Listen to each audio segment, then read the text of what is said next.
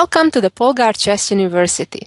In this lesson, I'd like to share with you a game about space advantage and how to create plans. To demonstrate it, I chose a game by the legendary world champion Jose Raul Capablanca against Scott from the Hastings 1919 tournament. Okay, let's get started with the game. White played d4, d5, c4, c6. This is the Slav defense, which even today is extremely popular. Most top players in the world play it regularly, including Anand or Kramnik and most others. Here White has a choice whether to play the Slav or the Maran, and here after knight f6, knight c3 would allow the Slav, which would be by the d5 pawn capturing on c4, or alternatively, like in the game, White can play e3 that protects the pawn on c4, however, closes up the bishop on c1. At this juncture, Black has an option to play e6, as he did in the game, or let the light squared bishop out to f5 or to g4, which are both well-playable options for Black. But in this game, Black chose to play e6 and to transpose to the Maran defense. And here, generally, White would play knight to c3, developing, and then bishop d3 and so on. But this game, White tried something different, and it's an interesting opening idea that if Black is not prepared for it, can get into a difficult position like we'll see in this game. White played the less active looking knight b1 to d2 with the idea that after a later pawn capture on c4, in addition to the bishop being able to recapture, the knight would be able to recapture, and the bishop wouldn't need to lose time, because generally what happens in the Maran, Black would be waiting for a bishop to first develop to d3 and only then capture on c4, so White would need to lose a tempo by capturing back on c4. The whole idea of playing knight d2 is to capture back on c4 with the knight so the bishop can stay put on d3. Theory considers an excellent option here for Black to play the bit surprising c5, which is losing a tempo, right? Because the c5 has already moved once and now is moving a second time. However, because of the less active positioning of the white knight on d2, it is considered well worth it. So from Black's perspective, I certainly suggest to consider playing c5 here right away. Going back to the game, Black continued by knight bd7, just as if White would have played the standard knight c3 move. And White plays bishop to d3, and Black also plays bishop to d6. And at this point, White could play already e4, certainly a reasonable option, but chose in the game to castle first.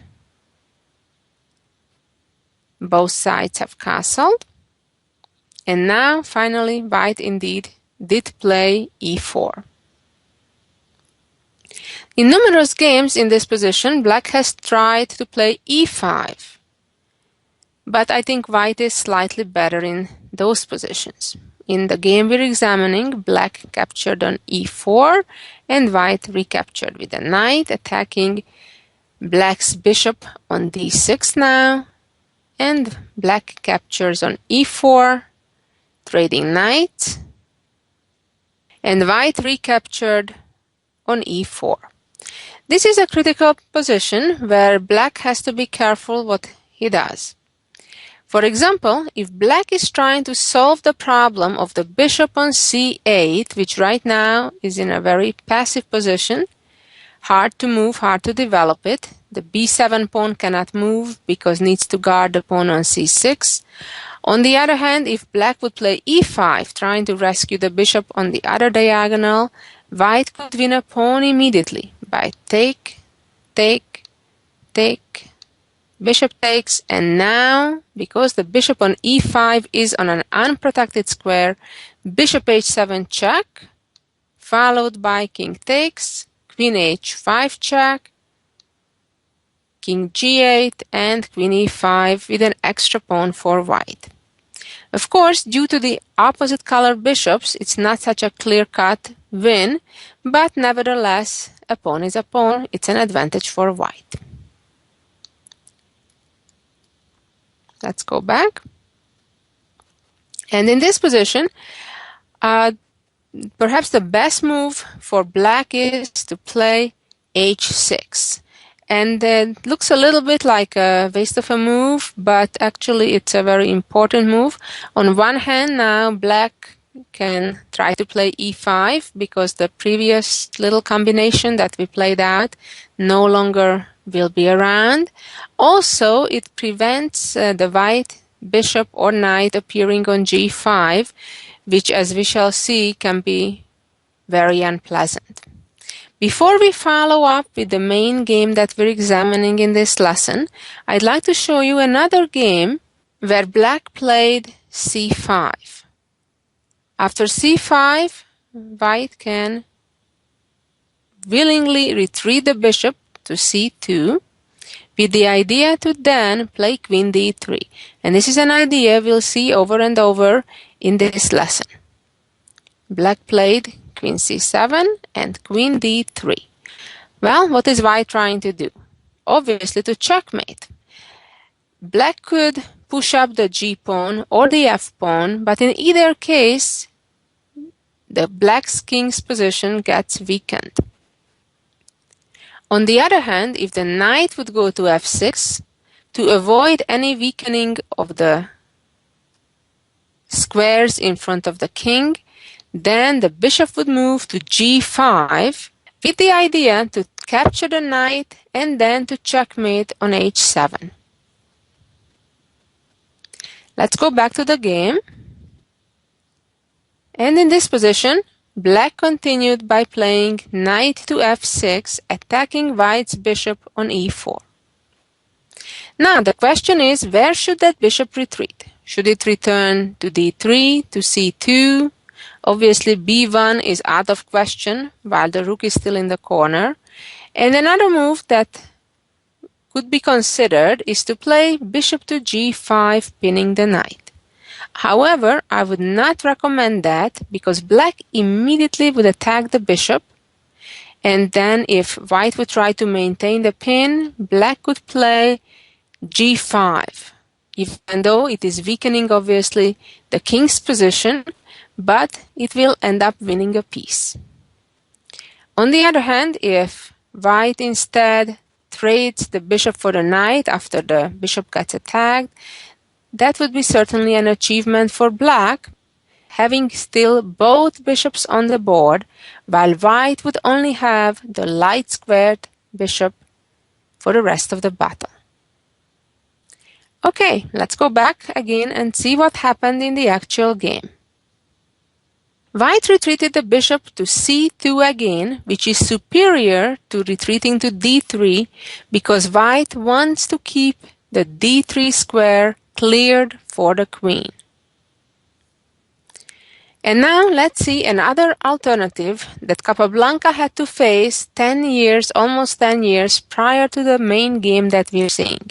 In that game, his opponent played h6, preventing the bishop g5 idea. The drawback of this move is that it weakens the light squares exactly on the diagonal where the white bishop and queen is about to create a battery. In that game, white continued with b3, b6, bishop b2, bishop b7, and the long-awaited queen d3. Now the idea is, even though the bishop cannot go to g5, but it already developed to b2, and to open up that long diagonal by advancing the d4 pawn to d5 and then trying to capture the knight on f6. To avoid that, black played g6 in that game. And now almost all the white pieces has already developed, and it's about time to bring the queenside rook into the game. Rook a e1. Now the idea is that at the right moment, sacrifice on e6 and deflect the f7 pawn from the protection of the g6 pawn. The game continued the following way: knight h5, with the idea of black next playing knight to f4, even if white now would play rook e6. But white now found a very smart move, retreating the bishop to c1. On one hand, preventing the knight f4 idea, because then white would be ready to trade on f4 and immediately sacrifice the rook, as the pawn cannot capture it because of the upcoming two-move checkmate. Let's go back a little bit in this game. We're back to the position of queen d3, and we said g6, rook a to e1, knight h5, and now, very nice and important move, bishop c1, preventing knight f4 and also attacking the pawn on h6 at the same time. King move to g7, and now white is ready for action and captured on e6. Cannot be captured because of checkmate in 2, and white threatens to capture on g6 with the rook anyway. Therefore, black returned with the knight to f6, and white followed up the attack by playing knight e5. The more pieces involved in the attack, the more dangerous it is. Black played c5, and now the final combinations came: bishop h6, king takes, and knight f7, which is forking the black king and queen. And if rook captures knight, then obviously checkmate on g6. A very nice quick game by Capablanca. And now let's return to our main game, where here after bishop c2, white's 11th move, black responded by playing b6, not h6, but b6. White continues quite similarly with queen d3. And the idea again is to play bishop g5 next and then trade the bishop for the knight and checkmate. Well, black has no choice but weaken the position a little bit at least and played h6. So now things are quite similar, and white goes from the other side by playing b3. If in this position black would play bishop b7 and then white bishop b2, we would actually transpose to the same exact position that Capablanca had in the game we just saw. But here black played somewhat differently. Black responded by playing queen e7 at this moment, and no difference, white played bishop b2. If right now black would try to play bishop a3 to get rid of white's dark squared bishop, which potentially could harm the knight on f6 after a pawn advance in the center from d4 to d5, in that case white could use another piece to accomplish the goal, namely trade bishops first and then gain the momentum by playing knight to e5, attacking the c6 pawn, and when that would get protected, white would have the option to play knight d7, attack black's rook, as well as the knight on f6. For example, if knight takes knight, obviously checkmate on h7, and otherwise white would be happy to trade knights on f6 and then enter with the queen on h7. Okay, let's go back to the game position. If instead of bishop a3, black continues with bishop b7, then the key move is to open the diagonal by playing d5. And then, if whichever pawn takes, bishop takes the knight and checkmate on h7. So remember this idea: when there is a battery on that light square diagonal by the bishop in the back and the queen in front, The whole key point is to somehow get away that knight from f6. Okay, so black did a bit better than that and prevented the immediate tragedy by playing rook to d8 in this position. On one hand, it creates a potential pin or even discovery with the black rook and the white queen being on the same file, and also the threat of capturing the knight on f6 is no longer as scary because the black king has an escape square on f8, even after a check would happen with queen h7. The game continued by white playing rook a to d1, improving the position of the rook, bishop b7, and rook f to e1. Now the idea is that if black would try to play c5, of course not capturing, which would be a huge mistake, because it would allow a discovered check by black's bishop on h2. But the idea is to push through and play d5. On one hand, white has opened the diagonal of the dark squared bishop, which, as we mentioned, is extremely important. And on the other hand, the e6 pawn is pinned now, and that causes an extra problem for black. Let's go back again and see how the game continued. Black played, instead of playing c5 in this position, rook a to c8.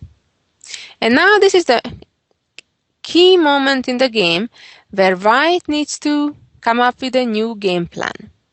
d5 doesn't result in immediate success. White needs something extra. Although all the pieces seem to be pretty well positioned, white needs to come up with an idea on how to improve the situation further. And here Capablanca came up with a brilliant plan, a brilliant move, playing knight to h4. The idea is to use the existing pin of the e6 pawn and play knight f5 next. And if black right now tries to move out of the pin with the queen, then already white is again ready to play d5 and then capture the knight on f6, as now black would be in trouble again with the queen h7 checkmate coming. Black in the game did not play queen f8, but played differently, namely retreated the bishop to b8. Now this is a tricky move, because if white proceeds with knight f5 anyway, the black queen can go to c7 and suddenly counterattack on h2, forcing the white knight to retreat to g3. Therefore, Capablanca made a preventive move. Instead of playing knight f5 right away, he played g3, which looks a bit scary, I have to say, in view of black's bishop on b7, but black is not able to do anything concrete to get the queen on the same diagonal with that bishop.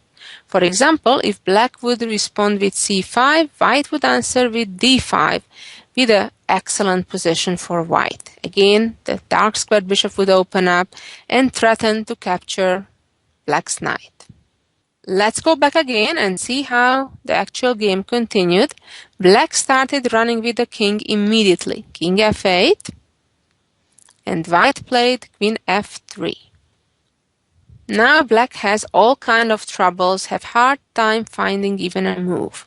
For example, if the knight would try to move away someplace, white immediately would fork with knight g6. Or c5, the response again would be d5, as we already have seen. Or after g6, the bishop would capture on g6. So black has kind of a hard time finding a reasonable move. Black moved back the king to g8, and now white was ready. Knight f5, queen c7, and white already wins a pawn. Knight h6, king f8, and finally d5 is also ready to happen. C captured d5, bishop captured f6, pawn captured back, and queen f6. Now we can see how hopeless black's position is. White is already a pawn up, while the attack is in full stream continuing. Black king tried to run, and now a nice final combination. Rook e6, pawn takes, queen takes. Now if queen e7, white checkmates in 2 after bishop g6. The game continued with king f8, queen f6, and black resigned because now finally the white rook also would get into the game, followed by checkmate. Well, what did we learn from this game? We learned how space advantage is important, and when all your pieces attack towards your opponent king, oftentimes it's really difficult to defend against it. We saw how the two white bishops beautifully pasted towards black's king's side in collaboration with the white queen and knight on f3, and even the rooks, being centralized, played their own important part. And finally, let's see the jewel of the week. Here we go. In this beautiful composition, white has a way to win, despite black's significant material advantage. I suggest you take your time first and try to figure out the correct solution on your own. Then come back and see if you were right. And the answer is, white plays rook h7, trying to provoke the queen to capture the rook, and then knight f6 would fork. But what about if the queen retreats, not only retreats, but with a check? Well, obviously we have to get out of the check. And now white threatens with a skewer in the corner, rook h8, and the black queen again has difficulty finding a safe square. It cannot go to d5 because of the fork again. However, the queen can check.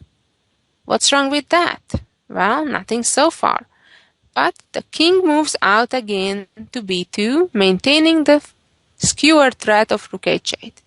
And the poor queen, even though it has a whole bunch of squares it can go to, almost all seem to be ending in a fork. But there is one square that black can still go to e6. And now, the final key move, f5. And at the end of the day, the queen ran out of moves. Anywhere the black queen moves to, the knight forks. What a beautiful endgame by Ring. Well, I hope you enjoyed this lesson and learned some, especially on how to create an attack through the games of Capablanca. Thank you for listening and hope this helped to improve your game. So long until next week. Bye-bye.